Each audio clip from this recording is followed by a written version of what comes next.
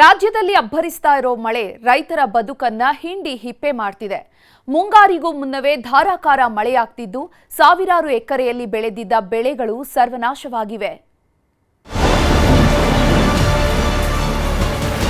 ಫಸಲಿಗೆ ಬಂದ ಬೆಳೆ ನಾಶ, ಸಾಲದ ಸುಳಿಯಲ್ಲಿ ಅನ್ನದಾತ. ಇತ್ತ ನೋಡು ಸರ್ಕಾರ, ಇದು ನ್ಯೂಸ್ 18 ಬಿಗ್ ಕವರೇಜ್.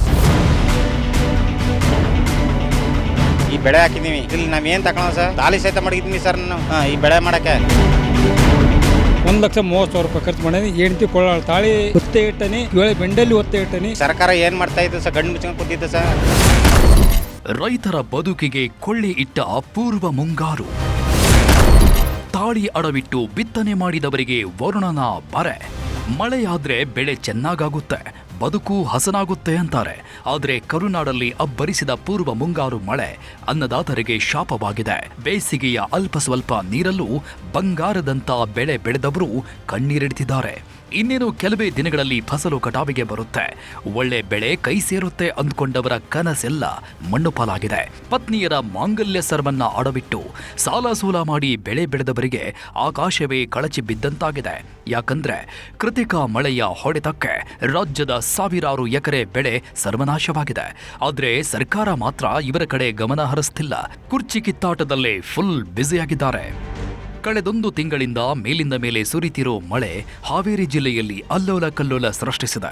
ರಾಣೆಬೆನ್ನೂರು ತಾಲೂಕಿನ ಹಿರೇಬಿದರಿ, ಸೋಮಲಾಪುರ, ವೈಟಿಮೆಡ್ಲೇರಿ ಗ್ರಾಮಗಳಲ್ಲಿ ಸಾವಿರಾರು ಹೆಕ್ಟೇರ್ ಪ್ರದೇಶದ ಭತ್ತದ ಬೆಳೆ ನೆಲಕಚ್ಚಿ ಹೋಗಿದೆ. ಹಿರೇಬಿದರಿಯ ಮಹೇಶಪ್ಪ ಚಳಿಗೇರಿ ಅನ್ನೋ ರೈತ ಪತ್ನಿಯ ತಾಳಿ ಓಲೆ ಅಡವಿಟ್ಟು ಭತ್ತದ ನಾಟಿ ಮಾಡಿದ್ರು. ಭತ್ತದ ಬೆಳೆ ಕೂಡ ಸೋಂಪಾಗಿ ಬೆಳೆದು ನಿಂತಿತ್ತು. ಏನಿಲ್ಲ ಅಂದ್ರೂ 4 ಲಕ್ಷ ಇನ್ಕಮ್ ಬರುತ್ತೆ ಅನ್ನೋ ನಿರೀಕ್ಷೆಯಲ್ಲಿದ್ರು. ಆದ್ರೀಗ ಏಕಾಏಕಿ ಸುರಿದ ಮಳೆ ರೈತರನ್ನ ಬೀದಿಗೆ ತಂದು ನಿಲ್ಲಿಸಿದೆ.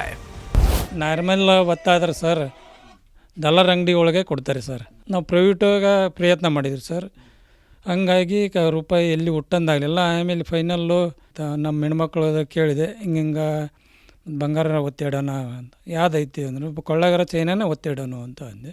ಆಯ್ತು ಅವ್ರಿ, ನಾವು ಹೊಲ ಬೆಳೆದ್ರೆ ಸಾಕಿಂತ ಮತ್ತೆ ತರ್ಬೋದು, ಏನಾದರೂ ಮಾಡೋಣ ಅಂತಂದು ಫಸ್ಟು ಮಂಗಲ್ಯ ಚೆನ್ನೈ ಬಿಚ್ಚಿಕೊಟ್ಲು. ಆಮೇಲೆ ನೆಕ್ಸ್ಟ್ ಮತ್ತು ಬೆಂಡಲ್ಲಿ ಒಂದು ಟೈಮ್ ಉಚ್ಚಿಕೊಟ್ಲು. 2 ಹತ್ರಕ್ಕೆ ಇಟ್ಟು ಬಂದೆ ಸರ್. ಹಾವೇರಿಯಲ್ಲಷ್ಟೇ ಅಲ್ಲ, ಚಾಮರಾಜನಗರ ಜಿಲ್ಲೆಯಲ್ಲೂ ಮಳೆ ಹೊಡೆತಕ್ಕೆ ರೈತರು ಕಂಗಾಲಾಗಿ ಹೋಗಿದ್ದಾರೆ. ಹೆಗ್ಗವಾಡಿಪುರ, ದೇಶವಳ್ಳಿ, ಬಸವಟ್ಟಿ ಗ್ರಾಮಗಳಲ್ಲಿ ಮಳೆ ಸೃಷ್ಟಿಸಿರೋ ಅವಾಂತರ ಅಷ್ಟಿಷ್ಟಲ್ಲ. ಹೆಗ್ಗವಾಡಿಪುರದ ನಾಗರಾಜು ಅನ್ನೋ ರೈತನ ಕಥೆ ಕೇಳ್ತಿದ್ರೆ ನಿಜಕ್ಕೂ ಕಣ್ಣೀರು ಬರುತ್ತೆ. 2,40,000 ಹಣಕ್ಕೆ ಪತ್ನಿಯ ತಾಳಿ ಅಡವಿಟ್ಟಿದ್ದ ರೈತ ಬಾಳೆ ಬೆಳೆ ಬೆಳೆದಿದ್ರು. ಒಳ್ಳೆ ಗೊನೆಗಳು ಕೂಡ ಬಂದಿದ್ವು. ಇನ್ನೇನು ಸ್ವಲ್ಪ ದಿನ ಕಳೆದಿದ್ರೆ ಬಾಳೆ ಕಟಾವು ಮಾಡಬೇಕಿತ್ತು. ಆದ್ರೆ ಅಷ್ಟೊತ್ತಿಗಾಗಲೇ ಸುರಿದ ಬಿರುಗಾಳಿ ಮಳೆಗೆ ಬಾಳೆ ಬೆಳೆ ನೆಲಕಚ್ಚಿ ಹೋಗಿದೆ.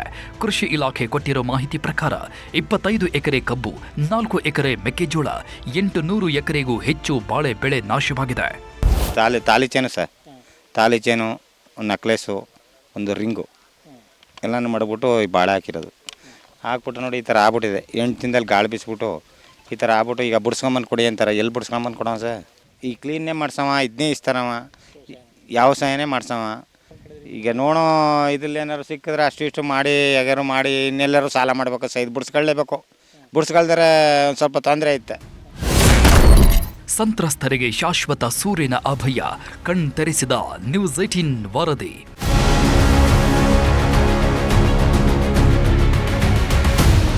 ಇದು ನ್ಯೂಸ್ 18 ಕನ್ನಡದ ಬಿಗ್ ಇಂಪ್ಯಾಕ್ಟ್. ಗದಗ್ನಲ್ಲಿ ಸೂರು ಕಳೆದುಕೊಂಡವರಿಗೆ ಸೂರು. 750 ಮನೆಯನ್ನು ಪೂರ್ಣಗೊಳ್ಳುವೆ, ಅದರಲ್ಲಿ ಅಲಾಟ್ಮೆಂಟ್ ಮಾಡ್ತೀವಿ. ಭಾಳ ಖುಷಿ ಆಗೈತ್ರಿ. ನ್ಯೂಸ್ ಐಟಮ್ನವ್ರಿಗೆ ಧನ್ಯವಾದಗಳು ರೀ. ಒಂದಲ್ಲ ಎರಡಲ್ಲ, ಕಳೆದ 9 ದಿನದಿಂದ ಇವರ ಪರಿಸ್ಥಿತಿ ದೇವರಿಗೆ ಪ್ರೀತಿ ಎನ್ನುವಂತಿತ್ತು. ಯಾಕಂದ್ರೆ ಮಳೆಯ ಹೊಡೆತಕ್ಕೆ ಮನೆಗಳೆಲ್ಲ ದಿಕ್ಕಾಪಾಲಾಗಿ ಹೋಗಿದ್ವು. ತಿನ್ನೋದಕ್ಕೆ ಊಟ ಇರಲಿಲ್ಲ, ಮಲಗೋದಕ್ಕೆ ಜಾಗವೂ ಇರಲಿಲ್ಲ. ಹೀಗಾಗಿ ನಿತ್ಯ ನರಕಯಾತನೆ ಅನುಭವಿಸ್ತಾ ಇದ್ರು. ಕಾನೂನು ಸಚಿವರ ಉಸ್ತುವಾರಿ ಕ್ಷೇತ್ರದಲ್ಲೇ ಇಂಥ ಸ್ಥಿತಿ ಬಂದೊದಗಿದ್ದಕ್ಕೆ ಜನ ಕಣ್ಣೀರಿಡುತ್ತಿದ್ರು. ಹೀಗಾಗಿ ಸಂತ್ರಸ್ತರ ಧ್ವನಿಯಾದ ನಿಮ್ಮ ನ್ಯೂಸ್ 18 ಕನ್ನಡ ನಿರಂತರ ವರದಿ ಬಿತ್ತನೆ ತತ್ತರಿಸಿತ್ತು. ಇದರಿಂದ ಎಚ್ಚೆತ್ತ ಸರ್ಕಾರ ಕಾಳಜಿ ಕೇಂದ್ರ ತೆರೆದಿದ್ದಲ್ಲದೆ ಸೂರು ಕಳೆದುಕೊಂಡವರಿಗೆ ಮನೆ ಕಟ್ಟಿಕೊಡೋ ಭರವಸೆ ನೀಡಿದ್ದಾರೆ. ಸ್ವತಃ ಉಸ್ತುವಾರಿ ಸಚಿವರೇ ಮನೆ ಕಟ್ಟಿಸಿಕೊಡೋ ಅಭಯ ನೀಡಿದ್ದಾರೆ. ಈ 96 ಶೆಡ್ಗಳೊಳಗೆ ಯಾರಿಗೆ ಮನೆ ಅಲಾಟ್ಮೆಂಟ್ ಆಗಿದೆ, ಆ ಮನೆ ಅಲಾಟ್ಮೆಂಟ್ ಆದವ್ರನ್ನ ಬಿಟ್ಟು ಅಥವಾ ಯಾರಿಗೆ ಮನೆ ಇದೆ ಅವ್ರನ್ನ ಬಿಟ್ಟು ಉಳಿದವರೆಲ್ಲರಿಗೂ ನಾವು ನಮ್ಮ ಈ 750 ಮನೆಯನ್ನು ಪೂರ್ಣಗೊಳ್ಳುವೆ ಅದರಲ್ಲಿ ಅಲಾಟ್ಮೆಂಟ್ ಮಾಡ್ತೀವಿ. ಇನ್ನು ಸಂತ್ರಸ್ತರ ಸಮಸ್ಯೆಗೆ ಧ್ವನಿಯಾದ ನ್ಯೂಸ್ 18 ಕಾರ್ಯಕ್ಕೆ ಜನ ಅಭಿನಂದನೆ ಸಲ್ಲಿಸಿದ್ದಾರೆ. ಭಾಳ ಖುಷಿ ಆಗೈತ್ರಿ. ಅವ್ರಿಗೆ ಭಾಳ ಅದ್ರಿ, ಭಾಳ ನನ್ನ ಖುಷಿಗೆ ಏನು ಮಾತಾಡೋಕೆ ಆಗುವಲ್ದ್ರಿ. ಧನ್ಯವಾದಗಳು ರೀ. ಅವ್ರಲ್ಲಿದ್ದಾನ ರೀ ಇವತ್ತು ನಮ್ಮ ಇಲ್ಲಿಲ್ಲ ಅಂದ್ರೆ ನಮ್ಮ ಮಕ್ಕಳು ಮರಿ ಎಲ್ಲ ರೋಡಿಗೆ ಬಿದ್ದು ಯಾವ ಉಳಿತಿದ್ವೋ ಯಾವ ಸಾಯ್ತಿದ್ವು ರೀ. ಕುಳು ನೀರಿಲ್ದ ನ್ಯೂಸ್ ಐಟಮ್ನವ್ರಿಗೆ ಧನ್ಯವಾದಗಳು ರೀ. ಮನೆ ಕೊಡ್ತೀನಿ ಅಂತ ಭರೋಸೆ ಹೇಳ್ಯಾರಿ. ಭರೋಸೆ ಐತಿ ನಮಗೂ. ನೋಡ್ರಿ ಈಗ ಉಚಿತವಾಗಿ ಕೊಡ್ತೀನಿ ಅಂತೇಳಿ ಅವರು ಮಾತು ಕೊಟ್ಟಾರ. ಈಗ ಮುಂದೆ ಅವ್ರು ಯಾವ್ದು ಕೊಡ್ತಾರೋ ನಮ್ಗೆ ಗೊತ್ತಿಲ್ಲ. ಇಷ್ಟ ಅಂತೂ ಹೇಳಿ ಹೋಗ್ಯಾರ ಅವರು. ಮಂಡ್ಯ ಜಿಲ್ಲೆಯ ಕೆಆರ್ಪೇಟೆ ಭಾಗದಲ್ಲಿ ಧಾರಾಕಾರ ಮಳೆಯಾಗಿದೆ. ಬಿರುಗಾಳಿ ಹೊಡೆತಕ್ಕೆ ಚನ್ನರಾಯಪಟ್ಟಣ ಮೈಸೂರು ಹೆದ್ದಾರಿಯಲ್ಲಿ ಮರಗಳು ಧರಾಶಾಹಿಯಾಗಿವೆ. ಸಂಚಾರ ವ್ಯವಸ್ಥೆ ಅಸ್ತವ್ಯಸ್ತವಾಗಿದ್ದು ಜನರು ಪರದಾಡಿ ಹೋಗಿದ್ದಾರೆ. ಒಟ್ನಲ್ಲಿ ರಾಜ್ಯದಲ್ಲಿ ಪೂರ್ವ ಮುಂಗಾರು ಅಬ್ಬರಿಸ್ತಾ ಇದ್ದು ಜನ ತತ್ತರಿಸಿ ಹೋಗಿರೋದಂತೂ ಸುಳ್ಳಲ್ಲ. Bureau report, news 18. ಅವರಿಬ್ರು ಸ್ವಂತ ಅಕ್ಕ ತಮ್ಮ. ಆದ್ರೆ ಅಕ್ಕ ಹಾದಿ ತಪ್ಪಿದ್ದಾಳೆ ಅಂತ ಜಿದ್ದಿಗೆ ಬಿದ್ದವ ರಕ್ತದ ಕೋಡಿ ಹರಿಸಿದ್ದಾನೆ. 1 ತಿಂಗಳಿನಿಂದ ಸಂಚು ರೂಪಿಸಿ ಅಂಗನವಾಡಿಯಲ್ಲಿ ರಕ್ತದ ಕೋಡಿ ಹರಿಸಿದ್ದಾನೆ.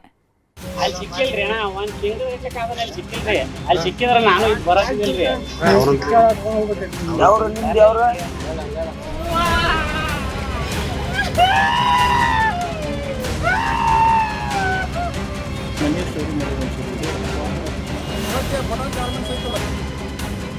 ಇವನ ಮುಖದಲ್ಲಿ ಸಣ್ಣ ಪಾಪ ಪ್ರಜ್ಞೆ ಇಲ್ಲ.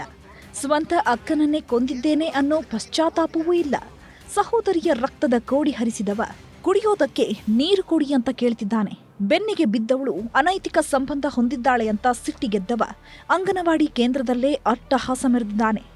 1 ತಿಂಗಳಿನಿಂದ ಹೊಂಚು ಹಾಕಿ ಕೊಲೆ ಮಾಡಿದ್ದೇನೆ ಅಂತ ವೀರಾವೇಶ ಮೆರೆತಿದ್ದಾನೆ. ಅಂಗನವಾಡಿ ಕೇಂದ್ರದಲ್ಲೇ ಅಕ್ಕನ ಭೀಕರ ಮರ್ಡರ್. ಅನೈತಿಕ ಸಂಬಂಧದ ಸಿಟ್ಟು, ತಮ್ಮನೆ ಕೊಟ್ಟ ಮಚ್ಚೇಟು. ಹಾವೇರಿ ಜಿಲ್ಲೆಯ ಶಿಗ್ಗಾವಿ ಪಟ್ಟಣದ ಗುಡ್ಡಯ್ಯ ಓಣಿಯ ಜನ ಇವತ್ತು ಅಕ್ಷರಶಃ ಬೆಚ್ಚಿ ಬಿದ್ದಿದ್ದಾರೆ. ಬೆಳ್ಳಂಬೆಳಗ್ಗೆಯೇ ಹರಿದ ರಕ್ತದ ಕೋಡಿ ಕಂಡು ಪಾತ್ರಗುಟ್ಟಿ ಹೋಗಿದ್ದಾರೆ. ಈತನ ಹೆಸರು ಸಂಜೀವ ಅಂತ. ಧಾರವಾಡ ಜಿಲ್ಲೆಯ ತಾರಿಯಾಳ ನಿವಾಸಿ. ಈತನ ಸಹೋದರಿಯೇ ಈ ಪ್ರೇಮ. ಈ ಹೆಣ್ಮಗಳಿಗೆ ಮದುವೆಯಾಗಿ ತನ್ನದೇ ಸಂಸಾರ ಕಟ್ಕೊಂಡಿದ್ಲು. ಅಂಗನವಾಡಿಯಲ್ಲಿ ಆಯಾ ಆಗಿ ಕೆಲಸ ಮಾಡ್ತಿದ್ದವಳು ಇವತ್ತು ಘೋರಾತಿ ಘೋರವಾಗಿ ಸಾವನ್ನಪ್ಪಿದ್ದಾಳೆ. ಅದು ಕೂಡ ಬೆನ್ನಿಗೆ ಬಿದ್ದ ತಮ್ಮನ ಕೈಯಲ್ಲೇ.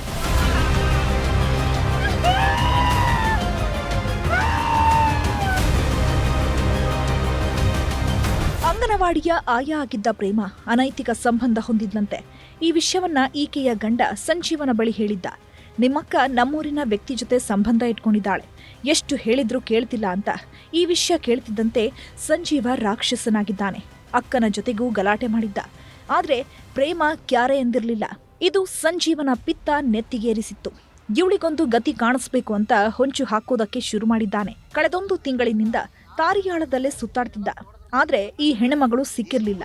ಹೀಗಾಗಿ ಇವತ್ತು ಬೆಳಗ್ಗೆ ಪಕ್ಕಾ ಪ್ಲಾನ್ ಮಾಡ್ಕೊಂಡು ಬಂದಿದ್ದಾನೆ. ಬೈಕ್ನಲ್ಲಿ ಮಚ್ಚಿಟ್ಕೊಂಡು ಅಕ್ಕನನ್ನ ಹಿಂಬಾಲಿಸಿದ್ದ. ಆದ್ರೆ ಇದ್ಯಾವುದರ ಬಗ್ಗೆಯೂ ಸಣ್ಣ ಸುಳಿವೂ ಇರದ ಪ್ರೇಮ ಅಂಗನವಾಡಿ ಕೆಲಸಕ್ಕೆ ಬಂದಿದ್ದಾಳೆ. ಮಕ್ಕಳು ಬರೋದಕ್ಕೂ ಮೊದಲೇ ಅಂಗನವಾಡಿ ಓಪನ್ ಮಾಡಿ ಕ್ಲೀನಿಂಗ್ ಮಾಡ್ತಾ ಇದ್ಲು. ಈ ವೇಳೆ ಎಂಟ್ರಿ ಕೊಟ್ಟ ಸಂಜೀವ ಏಕಾಏಕಿ ದಾಳಿ ಮಾಡಿದ್ದಾನೆ. ಸಿಕ್ಕಂತೆ ಕೊಚ್ಚಿ ಹಾಕಿದವ ರಕ್ತದ ಕೋಡಿ ಹರಿಸಿದ್ದ. ಸುಮಾ ಅಂತ ಹೇಳಿ 29 ಇಯರ್ಸ್. ಅವ್ರಿಗೆ ಅವ್ರ ಬ್ರದರ್ ಬಂದು ಮಾರಕಾಸ್ತ್ರದಿಂದ ಹೊಡೆದು ಕೊಲೆ ಮಾಡಿದ್ದಾರೆ ಅಂತ ಗೊತ್ತಾಯ್ತು. ನಮಗೆ ಮಾಹಿತಿ ಬಂತು. 112 ಕಾಲ್ ಬಂದಿತ್ತು. ತಕ್ಷಣ ನಮ್ಮ ಆಫೀಸರ್ಸ್ ಎಲ್ಲ ಬಂದು ನೋಡಿದಾಗ ತುಂಬ ಬ್ರೂಟಲ್ ಆಗಿ ಮಾಡಿದ್ದಾನೆ. ವೆಪನ್ನು ಇಲ್ಲೇ ಇದೆ. ಅವರು ಸೆಕ್ಯೂರ್ ಆಗಿದ್ದಾರೆ, ಅವ್ರ ಬ್ರದರ್. ಮಚ್ಚೇಟು ಬೀಳ್ತಿದ್ದಂತೆ ಹೆಣ್ಮಗಳು ಕೂಗಾಡೋದಕ್ಕೆ ಶುರು ಮಾಡಿದ್ದಾಳೆ. ಹೀಗಾಗಿ ಅಕ್ಕಪಕ್ಕದ ಮನೆಯವರೆಲ್ಲ ಓಡೋಡಿ ಬಂದಿದ್ದಾರೆ. ಆದ್ರೆ ಅಷ್ಟೊತ್ತಿಗಾಗಲೇ ಪ್ರೇಮಾಳ ಕಥೆ ಮುಗಿದು ಹೋಗಿತ್ತು. ನಂತರ ಬೈಕ್ ಹತ್ಕೊಂಡು ಎಸ್ಕೇಪ್ ಆಗೋದಕ್ಕೆ ನೋಡಿದವನನ್ನ ಸ್ಥಳೀಯರೇ ಹಿಡಿದಿದ್ದಾರೆ. ಆದ್ರೆ ಈತನ ಮುಖದಲ್ಲಿ ಮಾತ್ರ ಸಣ್ಣ ಅಳುಕು ಇರಲಿಲ್ಲ. 1 ತಿಂಗಳಿನಿಂದ ಹುಡುಕಾಡ್ತಿದ್ದೆ, ಆದ್ರೆ ಸಿಕ್ಕಿರ್ಲಿಲ್ಲ. ಹೀಗಾಗಿ ಇಲ್ಲಿಗೆ ಬಂದು ಕೊಲೆ ಮಾಡಿದ್ದೇನೆ ಅಂತ ಅಟ್ಟಹಾಸದ ನಗು ಬೀರಿದ್ದಾನೆ. ಅಲ್ಲಿ ಸಿಕ್ಕಿಲ್ರಿ ಅಣ್ಣ, ಒಂದ್ ತಿಂಗಳ ಇರ್ಲಿಕ್ಕೆ ಆದ್ರೆ ಅಲ್ಲಿ ಸಿಕ್ಕಿಲ್ರಿ. ಅಲ್ಲಿ ಸಿಕ್ಕಿದ್ರ ನಾನು ಇಲ್ಲಿ ಬರತ್ತಿದಿಲ್ರಿ.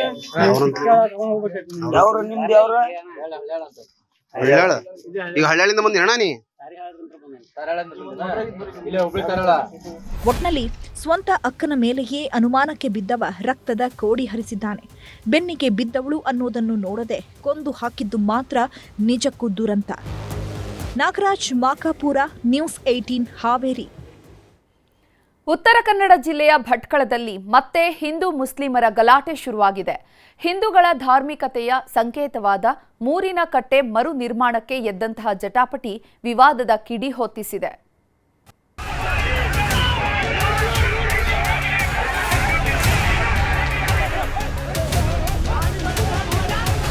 ಚೀರೆಕಲ್ಲಿಂದ ಕಟ್ಟ ಒಂದು ಪ್ಲಾಟ್ಫಾರ್ಮ್ ಅದು ಮಾತ್ರ ಇದು ದೂಡಿರೋದು ಸಂಗತಿಯಾಗಿದೆ. ಒಂದು ಮೂರಿನ ಕಟ್ಟೆಯ ಮರು ನಿರ್ಮಾಣಕ್ಕೆ ವಿಚಾರವಾಗಿ ಮುಸ್ಲಿಂ ಧರ್ಮೀಯರು ಅದನ್ನು ಕಟ್ಟೆಯನ್ನು ಒಡೆದು ಹಾಕಿರುವಂಥದ್ದು. ರಾತ್ರಿ 8 ಗಂಟೆ ಸಮಯ ತಣ್ಣಗಿದ್ದ ಭಟ್ಕಳದಲ್ಲಿ ಗಿದ್ದಕ್ಕಿದ್ದಂತೆ ವಿವಾದದ ಕಿಡಿ ಹೊತ್ಕೊಂಡಿತ್ತು. ಹಿಂದೂಗಳ ಪವಿತ್ರ ಕಟ್ಟೆಯನ್ನ ಮುಸ್ಲಿಂ ಸಂಘಟನೆಯ ಕೆಲವರು ಒಡೆದು ಹಾಕ್ತಿದ್ದಂತೆ ಆಕ್ರೋಶದ ಜ್ವಾಲೆಗೆ ಎದ್ದಿತ್ತು. ಬೆಳಗ್ಗೆಯಿಂದ ಶುರುವಾಗಿದ್ದ ಶೀತಲ ಸಮರ ರಾತ್ರಿ ಆಗ್ತಿದ್ದಂತೆ ಧಗಧಗಿಸೋದಕ್ಕೆ ಶುರುವಾಯಿತು.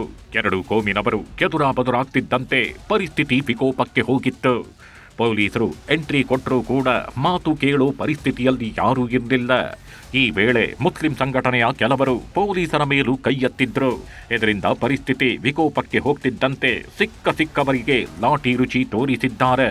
ಹೀಗಾಗಿ ಕಿಡಿ ಭಟ್ಕಳ ಬೂದಿ ಮುಚ್ಚಿದ ಕೆಂಡದಂತಾಗಿದೆ.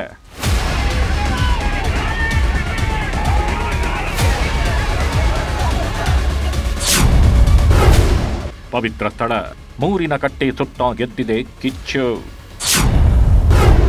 ಬೆಳಗ್ಗೆ ಕಟ್ಟೆ ನಿರ್ಮಾಣ, ರಾತ್ರಿ ಸಂಪೂರ್ಣ ಧ್ವಂಸ.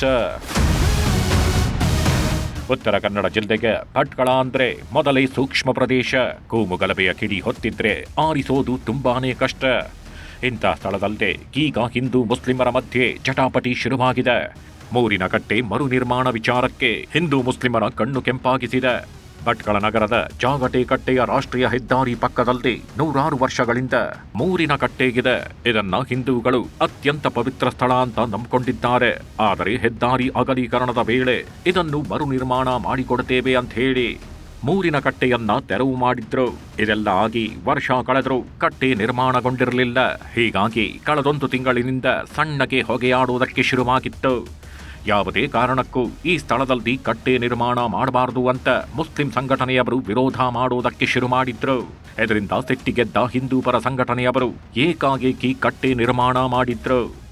ಸಂಜೆ ವೇಳೆಗೆ ಒಂದು ವಾಟ್ಸಾಪ್ ಮೆಸೇಜ್ ವಿಡಿಯೋ ವೈರಲ್ ಆಗಿ ಒಂದು ಕೋಮಿನ ಹುಡುಗರೆಲ್ಲ ಸೇರಿ ಬಂದು ಅದನ್ನು ದೂಡಿರ್ತಾರೆ. ಈ ಕಟ್ಟೆ ಇದು ಪ್ಲ್ಯಾಟ್ಫಾರ್ಮನ್ನು ಕಟ್ಟಿರೋದು, ಆದರೆ ಒರಿಜಿನಲ್ ಮುರಿನ ಕಟ್ಟೆ ಅನ್ನೋದು ಅದು ಕಂಪ್ಲೀಟ್ಲಿ ಇಂಟ್ಯಾಕ್ಟ್ ಇದೆ.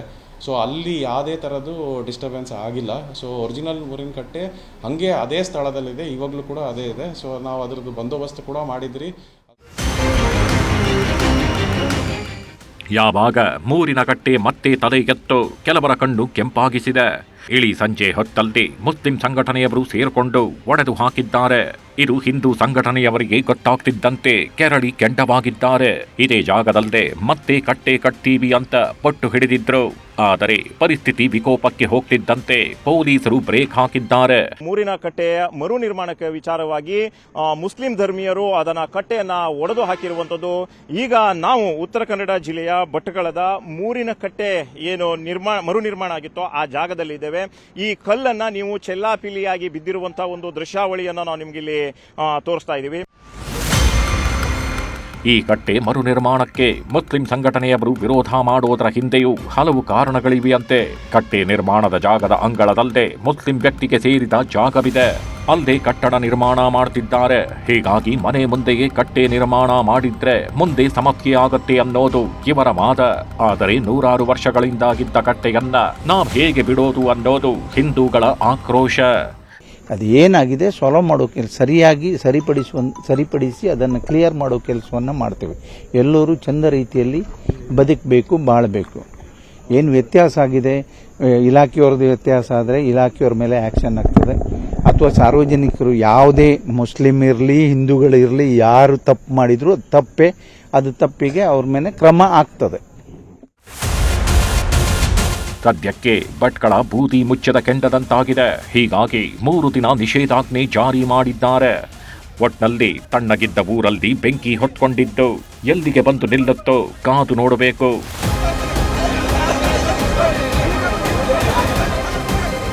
ದರ್ಶನ್ ನಾಯಕ್, ನ್ಯೂಸ್ 18 ಕಾರವಾರ. ಇಷ್ಟು ದಿನ ರಾಜ್ಯ ಸರ್ಕಾರದ ಗ್ಯಾರಂಟಿ ಯೋಜನೆಗಳನ್ನ ಪಡ್ಕೊಳ್ತಿದ್ದವರಿಗೆ ಸದ್ಯದಲ್ಲೇ ಶಾಕ್ ಕಾದಿದೆ. ಪಂಚ ಗ್ಯಾರಂಟಿಗಳನ್ನ ಘೋಷಿಸಿ ಅಧಿಕಾರಕ್ಕೆ ಬಂದಿದ್ದ ಕಾಂಗ್ರೆಸ್ ಸರ್ಕಾರ 3 ವರ್ಷಗಳ ಬಳಿಕ ದೊಡ್ಡ ಬದಲಾವಣೆ ಮಾಡಲು ಮುಂದಾಗಿದೆ. ಮನೆಯಾಗ ಸ್ವಸ್ಥರು ಇರ್ತಾರೆ, ಅವರು ಬೇರೆ ಆಗಿರ್ತಾರೆ, ಮತ್ತೆ ಅವ್ರಿಗೆ ಬರಬೇಕಲ್ರಿ. ಅದು ಯಾವುದೇ ಅನುಕೂಲಗಳಿಲ್ಲ, ಬಸ್ ಒಂದು ಬಿಟ್ರೆ. ಇಲ್ಲದೆ ಇರೋರು ಹೆಸರು ಹೇಳ್ಕೊಂಡು ಇರೋರು ತಗೊಂತಾ ಇರ್ತಾರೆ, ಅವ್ರದ್ದು ತಗೊಂತಾರೆ, ಇವ್ರದ್ದು ತಗೊಂತಾರೆ. ನಮ್ಮದು ಗ್ಯಾರಂಟಿ ಸರ್ಕಾರ, ನಮ್ಮದು ನುಡಿದಂತೆ ನಡೆದ ಸರ್ಕಾರ. ಹೆಣ್ಮಕ್ಳಿಗೆ ಫ್ರೀ ಬಸ್ ಕೊಟ್ಟೆ, ಪ್ರತಿ ತಿಂಗಳು 2,000 ಹಾಕಿದ್ವಿ ಅಂತಿದ್ದ ಸಿದ್ದು ಸರ್ಕಾರ ಈಗ ಬಿಗ್ ಶಾಕ್ ಕೊಡುವುದಕ್ಕೆ ಮುಂದಾಗಿದೆ. ರಾಜ್ಯ ಸರ್ಕಾರ ಶೀಘ್ರದಲ್ಲೇ ಗ್ಯಾರಂಟಿ ಯೋಜನೆಗಳನ್ನ ಪರಿಷ್ಕರಣೆ ಮಾಡಲು ತೀರ್ಮಾನ ಮಾಡಿದೆ. 5 ಗ್ಯಾರಂಟಿಗಳ ಪೈಕಿ ಮುಖ್ಯವಾಗಿ ಗೃಹಲಕ್ಷ್ಮಿ ಯೋಜನೆ ಮತ್ತು ಗೃಹಜ್ಯೋತಿ ಯೋಜನೆಗಳ ಚೇಂಜಸ್ಗೆ ಕೈ ಹಾಕಿದೆ. ಅಂದರೆ ಗೃಹಲಕ್ಷ್ಮಿ ಹಾಗೂ ಗೃಹಜ್ಯೋತಿ ಯೋಜನೆಗಳಲ್ಲಿರೋ ಅರ್ಹರು ಅನರ್ಹರನ್ನ ಫಿಲ್ಟರ್ ಮಾಡಲು ಪ್ಲಾನ್ ಮಾಡಿದೆ. ರಾಜ್ಯ ಸರ್ಕಾರ ಗ್ಯಾರಂಟಿ ಯೋಜನೆಯನ್ನ ಫಿಲ್ಟರ್ ಮಾಡುವುದರ ಹಿಂದೆಯೂ ಕಾರಣವಿದೆ. ಮೃತಪಟ್ಟ 2.5 ಲಕ್ಷ ಮಹಿಳೆಯರ ಖಾತೆಗೂ ಗೃಹಲಕ್ಷ್ಮಿ ಹೋಗ್ತಿದೆ. ಒಂದೇ ಮನೆಯಲ್ಲಿ ಇಬ್ಬಿಬ್ಬರಿಗೆ ಗೃಹಲಕ್ಷ್ಮಿ ಹಣ ಪಾವತಿಯಾಗ್ತಿದೆ. ಟ್ಯಾಕ್ಸ್ ಕಟ್ಟಿರೋರಿಗೂ 2,000 ರೂಪಾಯಿ ಜಮಾ ಆಗ್ತಿದೆ. GST ಕಟ್ಟೋರು ಗೃಹಜ್ಯೋತಿ ಲಾಭ ಪಡೆಯುತ್ತಿದ್ದಾರೆ. ಇದರಿಂದ 100 ಕೋಟಿ ಹಣ ಮಿಸ್ಯೂಸ್ ಆಗ್ತಿದೆ. ಅರ್ಹರನ್ನ ಉಳಿಸಿ ಅನರ್ಹರನ್ನು ಕಿತ್ತು ಹಾಕಲು ಪರಿಷ್ಕರಣೆ ಮಾಡಬೇಕು ಅಂತ ಪ್ಲಾನ್ ಮಾಡಿದೆ.